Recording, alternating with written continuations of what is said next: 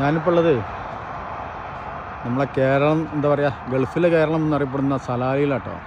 നിങ്ങൾക്ക് ഇതൊക്കെ കാണുമ്പോഴേക്കും തനി കേരളം തന്നെയാണെന്നുള്ളത്. എന്താ കാണി, നല്ല തെങ്ങിൻ തോപ്പാണ്.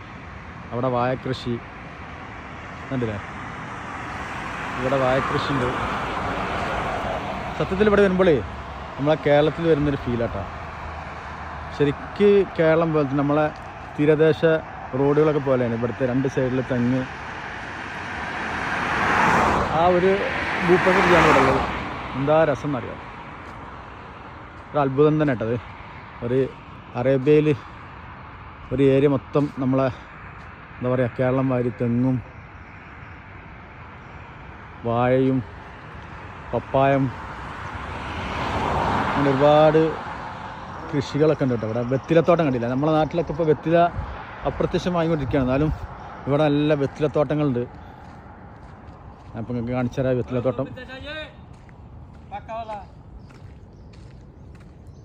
ഇല്ലല്ലേ, നല്ല വെറ്റിലൻ്റെ തോട്ടമാണിത്. പക്ഷെ നമ്മളെ അടുത്ത വലിയ അത്ര ഉയരത്തിലൊന്നും വെറ്റില ഉണ്ടാക്കിയിട്ടില്ല കേട്ടോ. ഇവിടെ ഒരു അത്ര ഐറ്റൊന്നുമില്ല.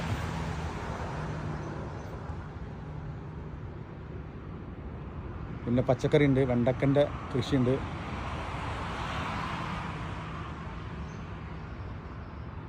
നല്ല പപ്പായ, നല്ല അടിപൊളിയായിട്ടുണ്ട് കേട്ടോ.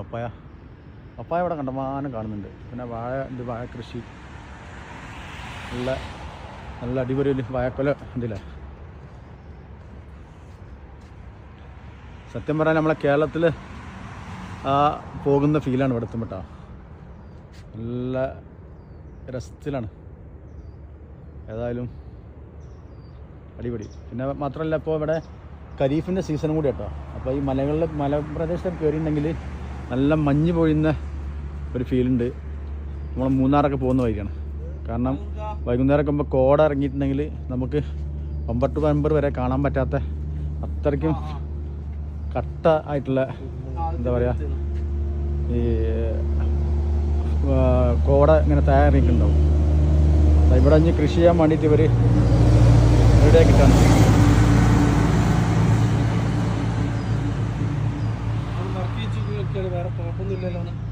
നല്ല രസമുള്ളൊരു ഫീലാട്ടോ ഇവിടുന്ന്. അപ്പോൾ ഇതൊക്കെയാണ് ഇങ്ങനെ പുതിയ സലാലയിൽ വന്നപ്പോഴുള്ള വിശേഷങ്ങൾ കേട്ടോ.